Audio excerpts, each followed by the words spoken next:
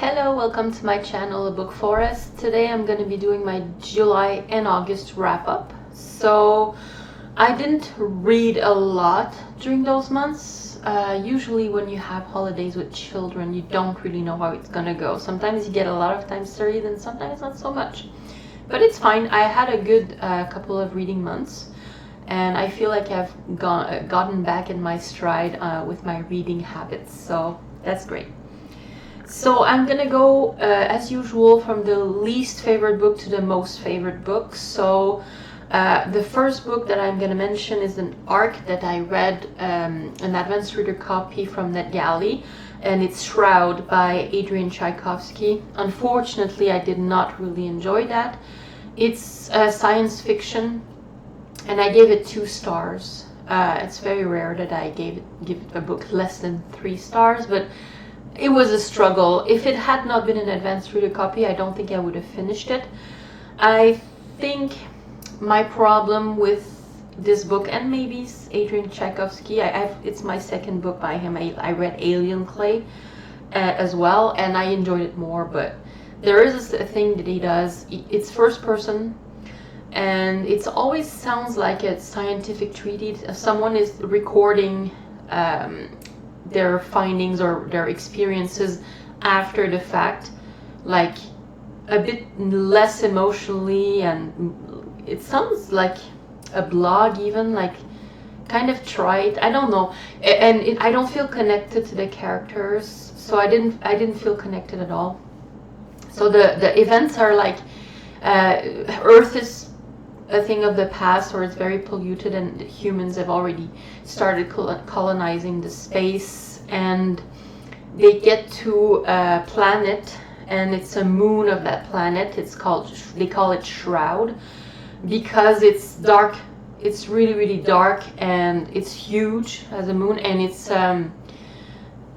completely dark. There's no light going through, and everything is completely alien to the human race, and they're studying it to probably extract all the natural materials, all the resources from it. So that's like humans are kind of like they go and extract the resources from and they just deplete the place entirely, and then you move on.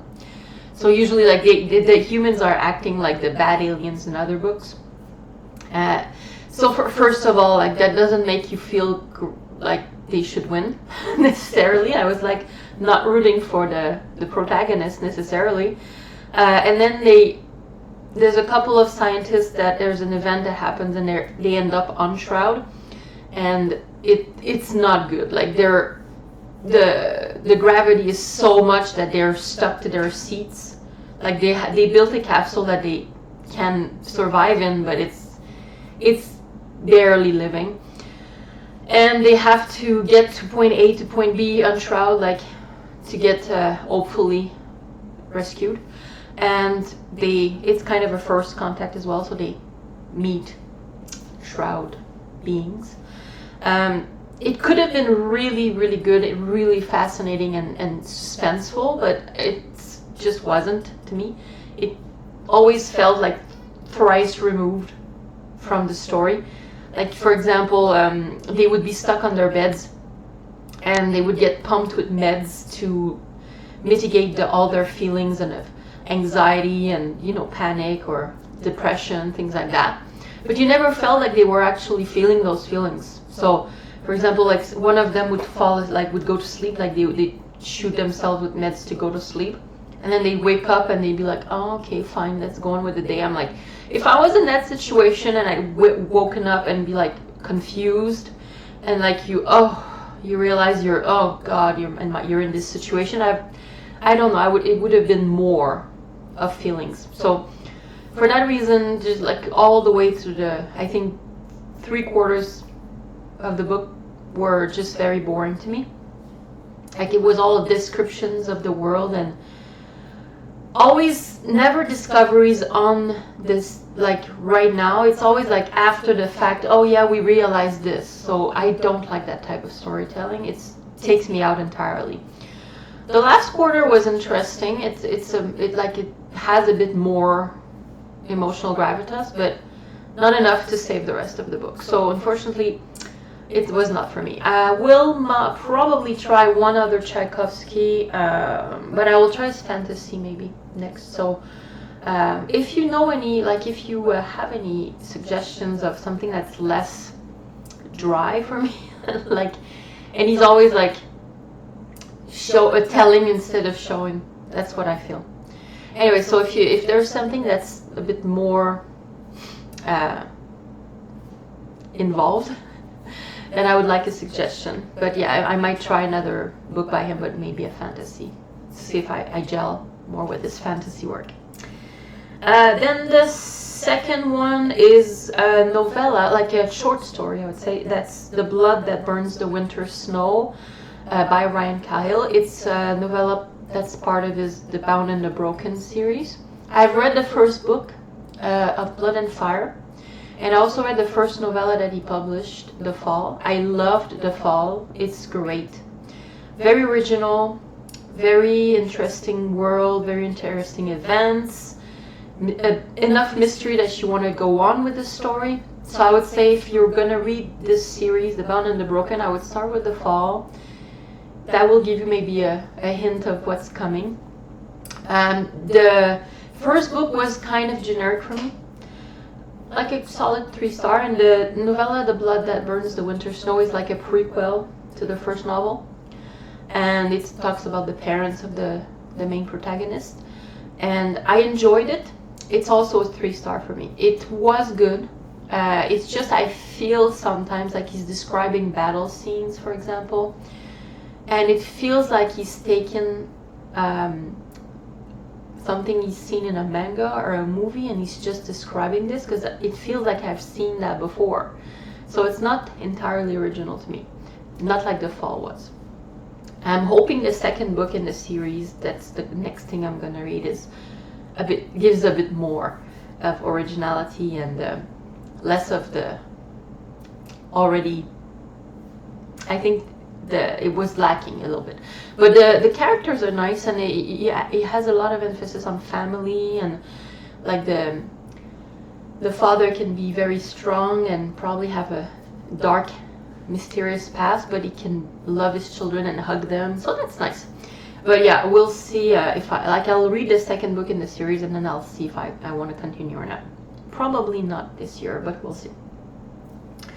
Then I read Remote Control by Nnedi Okorafor. It's a novella set in the Who Fears Death world. Like I've talked about it a few times on this channel. So that was the last one I had to read before. I've read everything that's been published in the Who Fears Death series for now. This is a prequel novella. So you have the Who Fears Death novel, that is the main novel. I would say you start with that one. Then there's the Book of Phoenix, which is a prequel. And this is a prequel to the Book of the Phoenix. So it's kind of, I think, in the more closer future to us than the other books. So this is like the humanity is starting to experience with genetic enhancing humans, like trying to create weird creatures. And also Sankofa, who is the main character, is a child, and she's from Africa, and she's kind of probably exposed to an alien something and gets powers from that. But it's also like a double, like the powers that she gets are kind of death. So she becomes like the angel of death in her country, and it's very sad. Like you have this little girl, she doesn't really know what's going on, but she's like walking the earth and giving the gift of death. So it was very, very dark, and it sounded a bit fairy tale-esque in the way it's written, but it was very dreary. But I enjoyed it. I gave it 3 stars as well, because it's not like, it's too short. I usually novellas for me, it's like you can't really get into the meat of things. So, but yeah, very interesting, and obviously I think you should read this if you enjoy the world of Who Fears Death. Absolutely read this. So yeah, poor Sankofa, she did not get an easy life. Oh my god. So then I read Yours Truly by Abby Jimenez on the Kindle. I give this 4 stars. It was really nice. It was a breath of fresh air for me. I was in need of something like that because over the past year or so, all the romance novels I've picked up have been very disappointing. So I was looking for a nice romance that, you know, that has like all the elements I like. Tension, sometimes antagonistic would-be lovers, or not like boring, or I don't know. I need real emotion. I need real characters that I believe that they're real. So yeah, this scratched the itch for me. It's the second book in the Part of Your World series, like it's a trilogy. The first book, Part of Your World, I think is better than this one, but it's so good that I think this one is a good follow-up, and I like that it's a bit different from what she usually does. Like, I don't know if, like, I've only read 2 books, but usually you read a romance novelist and all their books have a formula. They have like kind of what they're good at, the type of characters and the type of interactions and the intimacy scenes, the sex scenes. They're always like kind of sort of the same. And for this one, it was completely different than the first book, so I enjoyed that, and I'm expecting to really like the third book as well. Part of Your World is a doctor and 2 people from 2 completely different worlds colliding, really, like falling in love. This was more like 2 people in the same world, but they have baggage. They've been hurt, and you have Brianna, which is one of the characters in the first book. She's a doctor in an emergency in a hospital, and her brother is very sick, and her life is falling apart. Her husband cheated on her, and you know, like crap. And then she's a bit like traumatized from this, but she's still really nice and lively.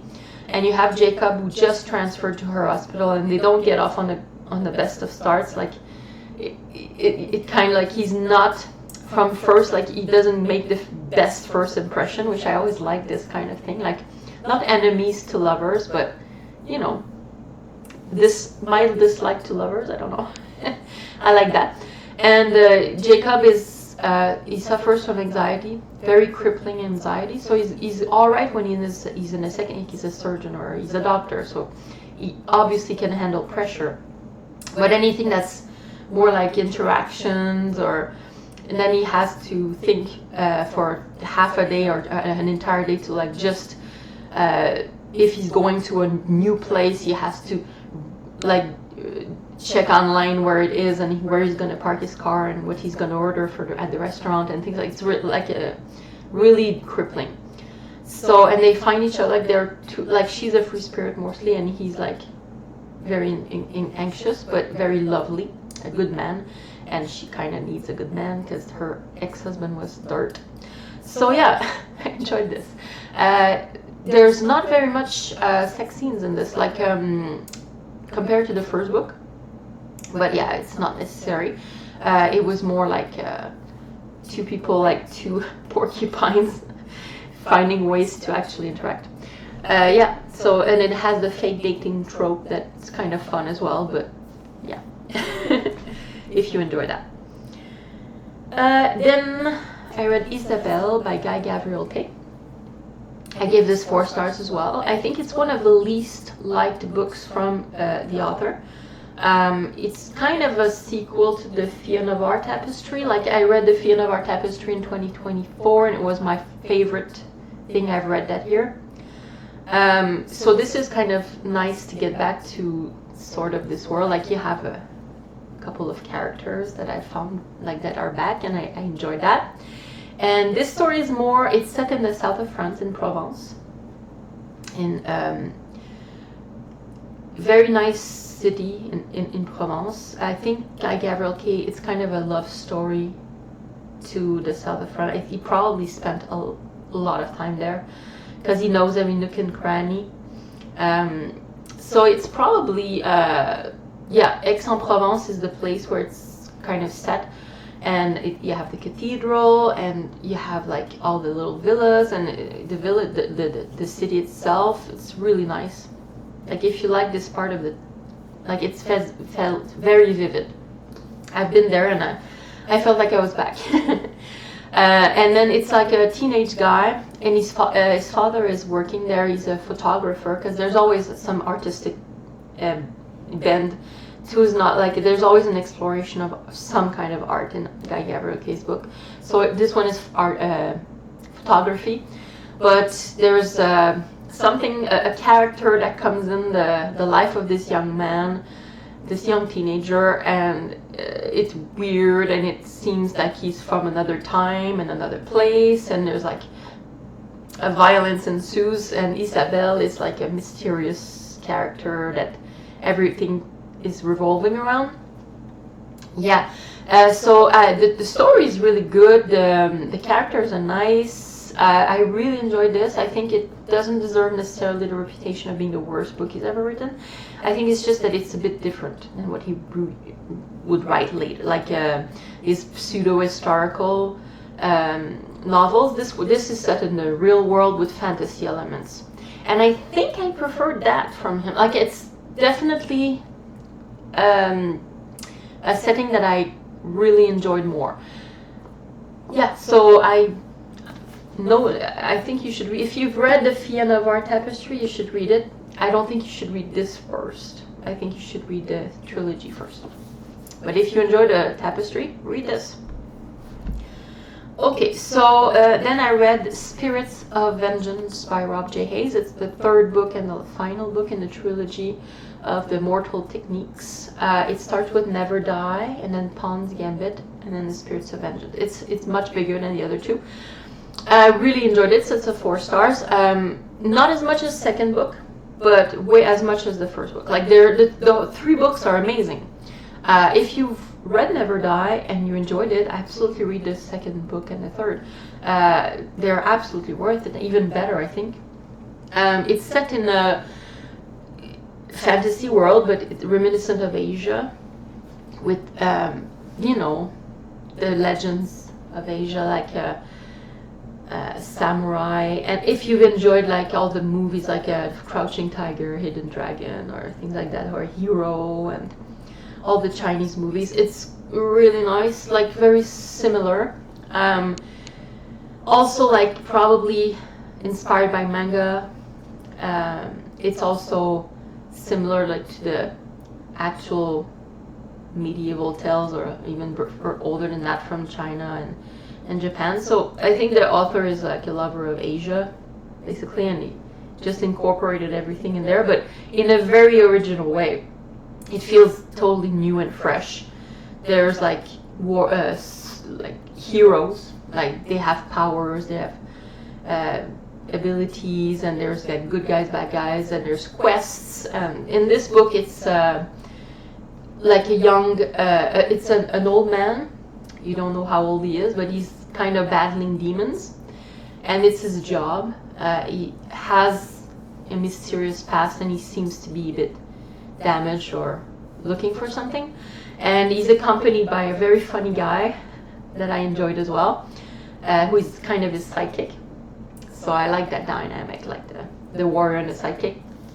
And also, like, there's a young girl that we've seen in Pawn's Gambit, so like there's a lot of Easter eggs from the other books. And this young girl is not necessarily entirely human, and she has to find a way to be in this world. And she's very powerful, but very dangerous as well. She has to find her humanity.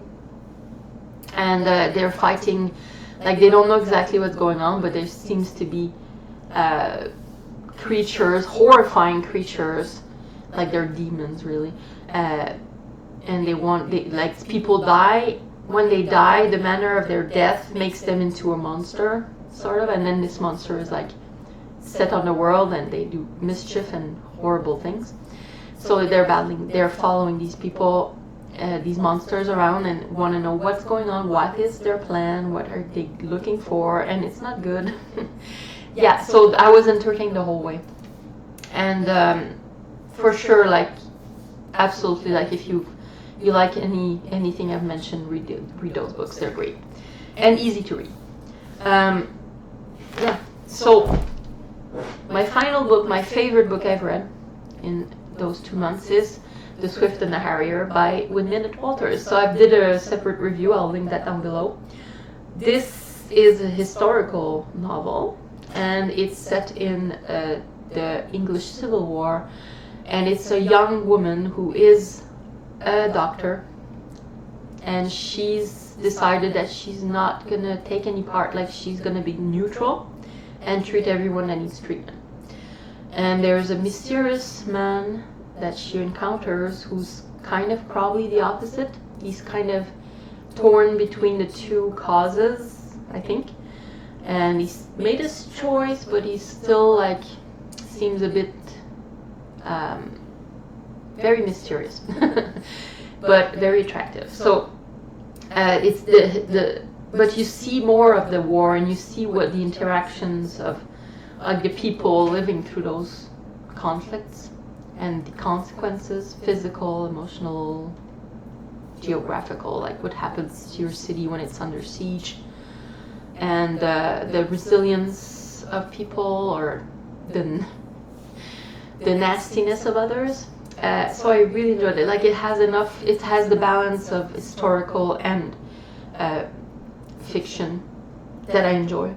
Not too much of either. So yeah, I absolutely recommend this, and if you want to know more, just check out my review. So yeah, that was my July and August. Let me know if you've read any of those, what you thought, what you read recently, if there's anything great. And also, like, really let me know if you've read an Adrian Tchaikovsky book that you blew your mind, that you loved. Let me know in the comments, because I've read 2 books by him and I'm not sure I like him. So yeah, see you next time.